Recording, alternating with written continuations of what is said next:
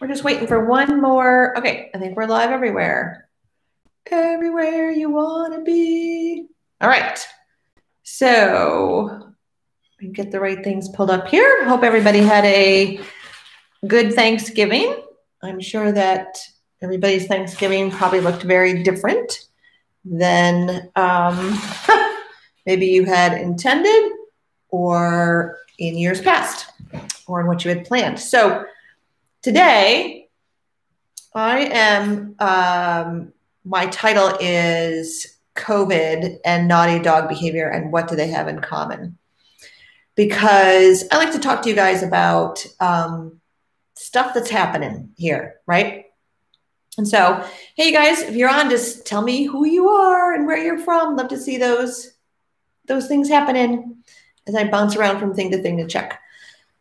Okay, so let me go back. 2 weeks ago Saturday, today is Monday, so 2 weeks ago Saturday, in one of our in-person classes that Amy teaches, we found out, Sunday, Monday, Tuesday, 3 days later, that somebody had come to class with symptoms and then tested positive for COVID. Great, right? So I initially could feel myself getting really irritated about that. Like, why would you come to class if you had symptoms of anything, right? I'll let it go. People are people. We all make mistakes. So we then had to cancel all of our clients. We went and got tested locally.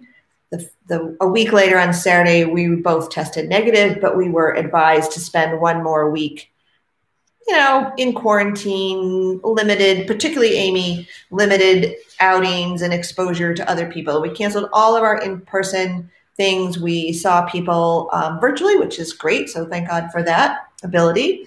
Very grateful for that ability. And so Sunday, this past Sunday, yesterday, we were all ready to go and visit Amy's parents, who we were not able to see over Thanksgiving holiday because of this exposure that Amy had. And we were going to do a nose work. It's called a sniff through with Geo and Jubilee down in Massachusetts. And Amy comes up Sunday morning yesterday and says to me, "Hey, Georgette," and says, "I think I have a sore throat." And I'm like, "You think you have a sore throat or you have a sore throat?" I said, "Drink something, drink some water, have some tea, like make it go away. We've got things to do today. I'm really looking forward to this sniff through with Geo and seeing your mom and dad and all the things," right? So I don't know, I went and did something on my computer for a couple minutes. She came back and she was like, "No, I have a sore throat." And then the wheels start turning, right? Like, you can't believe this is happening. We're just finished our 14-day quarantine. I didn't go to see my mother on the Cape, who's 93. She had to spend the holiday alone, which tore up my brother and I. You know, my mother's never been alone for a holiday. It's not that she's not capable of it, but she's 93. Like, we just went through this huge upheaval, right? It like, I realize we're in a world pandemic and probably some of you out there have already been affected by it, but this was sort of our first real personally being affected, right? Amy had exposure to somebody. And I said, okay, well, like, we can't go anywhere. Like, we can't do anything because I don't want to be that person that exposes a bunch of other people. I don't want to be that person that's in denial and saying, "Oh, you probably just have a cold," or the air is real dry. We've got the wood stove going, all that sort of things. And so the point is, here we are again. Amy's going to get tested this afternoon. I've been told I don't need to be tested at this point. We'll have the results by Wednesday at the latest, depending on those results, right? If you're negative, you go down this road. If you're positive, you go down this road. And a lot more things happen, obviously, if you're positive. So it occurred to me when I was jamming out in the shower this morning with my music and thinking about talking to all of you that there are similarities for you all if you have a dog, particularly with aggressive issues or some real big behavior thing that that catches you off guard, that maybe you've heard about or you've read about or your friend has experienced it, but you never have. And then suddenly you are experiencing it. And it would have been real easy to keep yesterday normal. It would have been real easy in part of my brain to go and do the sniff through with Geo and Jubilee. Maybe even see Amy's parents wearing a mask and that kind of stuff. That one was a little bit harder to sort of justify, right? But you can't believe this is happening to you. You can't believe this is happening to you again. For us, this is going to be the second go around. After what, 10, what are we, November, 11 months of not having experienced this directly. And I think that when you have a dog that is reactive, that is aggressive, that's lunging, growling, barking at you, at your family, at other dogs, if you're worried about your kids, they're early on, we compartmentalize these incidences. We're like, oh my God, this thing happened. And you make some changes, whatever that is. You make some changes. Maybe you call some people, maybe you read some book, maybe get on YouTube and you look at some videos. And then the crisis, here's the crisis point, way up here. And then the crisis subsides and your energy level comes down. You're not so worried anymore, and that comes down. And the dog's behaving. There's no more growling. There's no more lunging, barking, whatever, because you've changed some of your behaviors. You've done some things to help mitigate it, which needs to happen, like totally needs to happen. And then smack, it happens again. Maybe the dog attacks another dog. Maybe your dog gets off leash and goes after another dog. Maybe your dog goes after you. You think that you've cleared up your space and there's no more things to guard anymore. And then your dog finds your kid's sock or finds your sock or takes the, I don't know, the dish towel. And you go to try to take the dish towel and boom, your dog's growling at you. And you're like, right? There's a lot of other emotions that go on. There's disappointment. There's personalizing it. There's a lot of other emotions that happen. But it's real easy to compartmentalize these things. And it's real easy to feel like this isn't really happening to me. Like this was just a one-off thing. It's, you know, that's not who my dog is. And you forget it. And I feel like we're all tired of COVID and I think everybody has their own reason. My youngest daughter, Olivia, is in HR in a major corporation that's international. And she has found herself as the COVID go-to person. Now, granted, she just turned 24. She's ahead of her years. And she's seen, so in her words, she's seen stupid all over the place. You know, people that have known exposures and are still going out and haven't been tested and whatever. So she's sort of like my go-to person. Like I call my youngest daughter and say, so now Amy has symptoms of something. Like we don't know what it is, but it's a sore throat. She's been feeling short of breath for about a week. Whenever we've gone hiking or up a little hill, she feels like, and she has said it while we've been hiking, like, I don't understand why I can't catch my breath. Like I'm out of breath too, but I can stop, take a couple breaths and keep going. And that's not what she was experiencing. So we all sort of need that. I guess I would call Olivia right now sort of like my anchor point, right? Because you hear all this COVID stuff on the radio.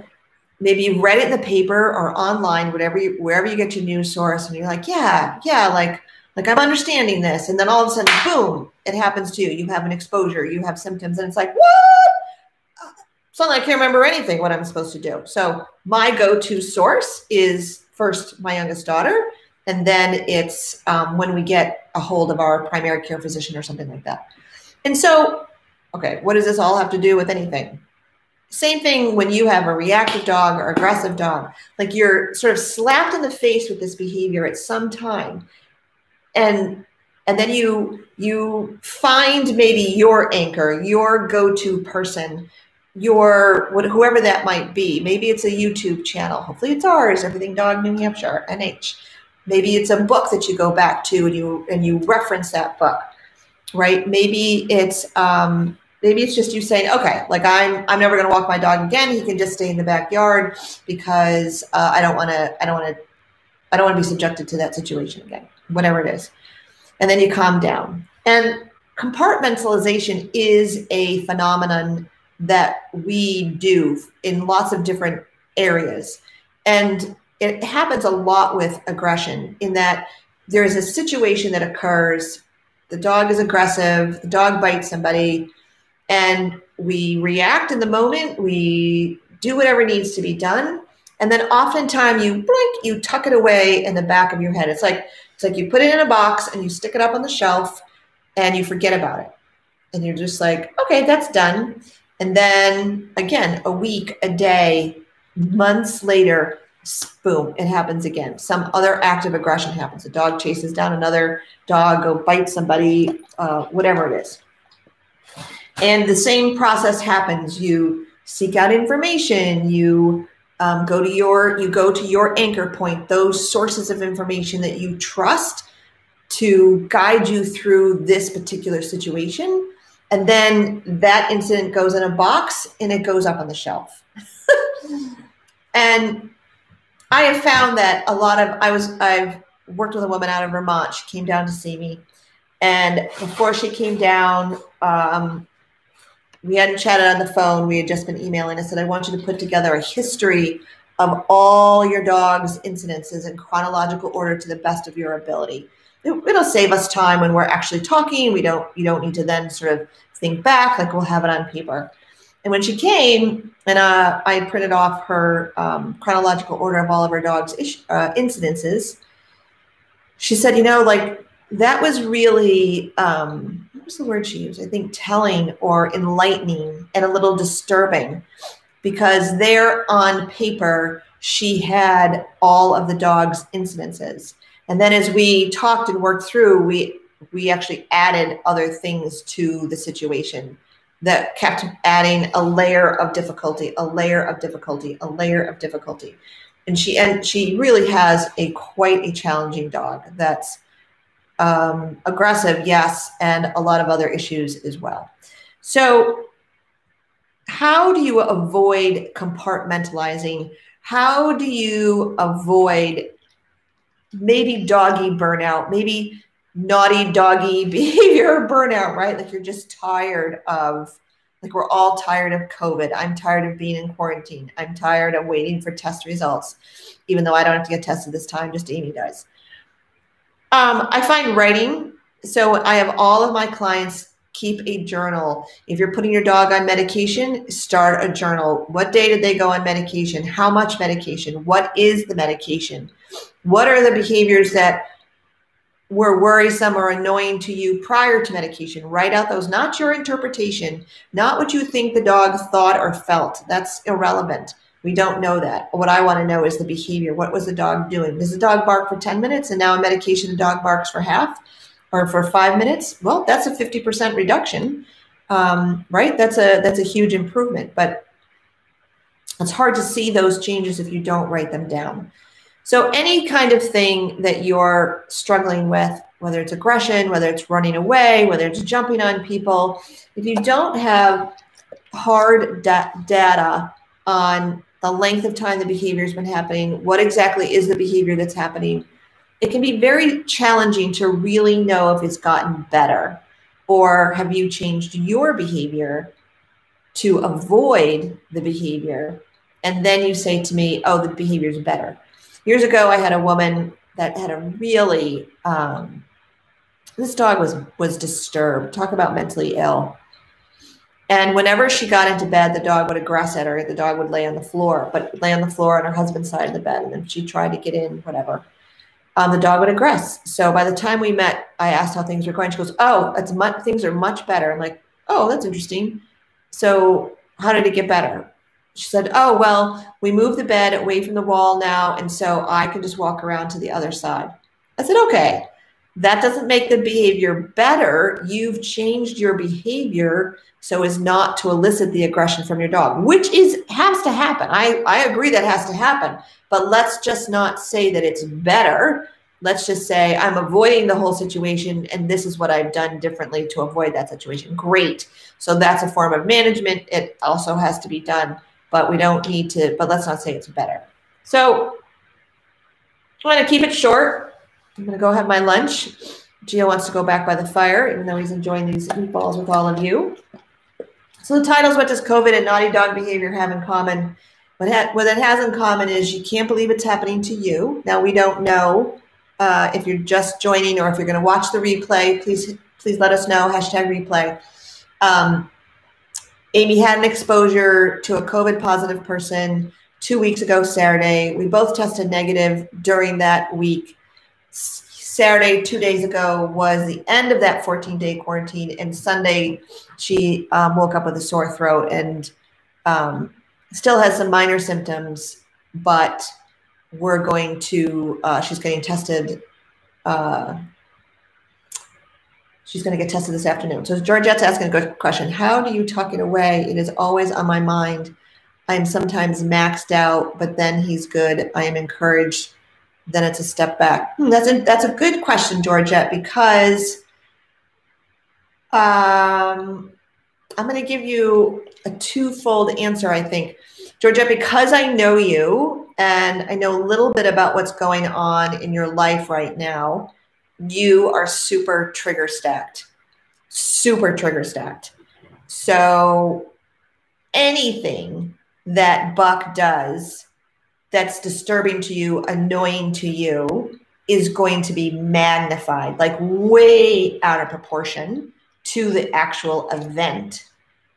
And it's going to be easier for you potentially to focus on the dog's naughty behavior than it is on the other things that are happening in your life, right? With your sick friend and whatever else is happening. So in your situation, and it's actually a very good question, because there's probably other people like this as well. If you are super trigger stacked, whether it's about your dog, I am starting to feel trigger stacked. I've been humming along. I'm a very positive person. I keep a gratitude journal. But this newest situation with Amy having to get tested for a second time today for COVID is going to have an impact on our business. I'll have to switch people to virtual, which isn't the worst thing, but there's some people I'm still trying to get back to see in person. It's going to affect whether I can spend Christmas with my mother, who's 93, right? There's a lot of what ifs. And when we don't have all the information, since she's getting tested today, when we get those results on Wednesday, I will feel better, because it'll be like, oh, okay, she's negative. We need to do A, B, and C. She's positive. That sucks. We need to do A, B, C, D, E, F, G. Okay. So if you're not experiencing a lot of trigger stacking, meaning things are okay, you're doing great, you're not overly stressed out, then when these incidents happen with your dog, it can be easy to just tuck it away and forget about it, because the majority of the time your dog is great. Like if you're going to tell me that 90% of the time your dog is a shit show, growling, barking, lunging at the door, the window, the car, outside, inside, like it's just a disaster. Yeah, you may not be tucking those things away. That may be causing your trigger stacking, right? So Georgette, does that make sense to you? That the more trigger stacked you are in your personal life, the less tolerance you're going to have for Buck shenanigans, for anything that he does, anything at all. It may be irrelevant to his reactivity outside. Right, which is why we've sort of stopped our private lessons, because there's no point in pushing you through that time. It's not lessons, working one-on-one with me and working on the fun things that we've been working on with Buck are supposed to be fun. They're supposed to be beneficial to you and help you with your bond. And if you're super trigger stacked, then none of those things can happen. And it's kind of best just to stay status quo with him while you're sorting out all the other things in your life that need to be sorted out. So good question. And I'll see if anybody else has any questions on any of the other pages. Nothing there. Nothing on YouTube. We still have somebody hanging out on YouTube. So we can talk more about trigger stacking maybe as we get closer to the holidays, because that's going to be, I don't know, trigger stacking happens in lots of different times. I know that, I'm trying to think of, I don't remember why, but recently, within the last couple of weeks, maybe it was this whole COVID thing. Maybe I was hungry. That can get to me too, right? Being hangry.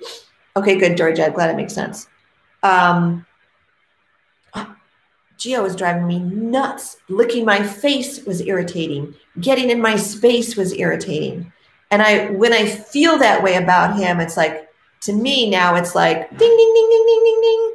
What is it that's really bothering you, Denise, that you need to address so you don't feel so irritated by your dog, who 99% of the time never irritates me, right? I mean, we sit in chairs together and he eats meatballs from our little camera stand here.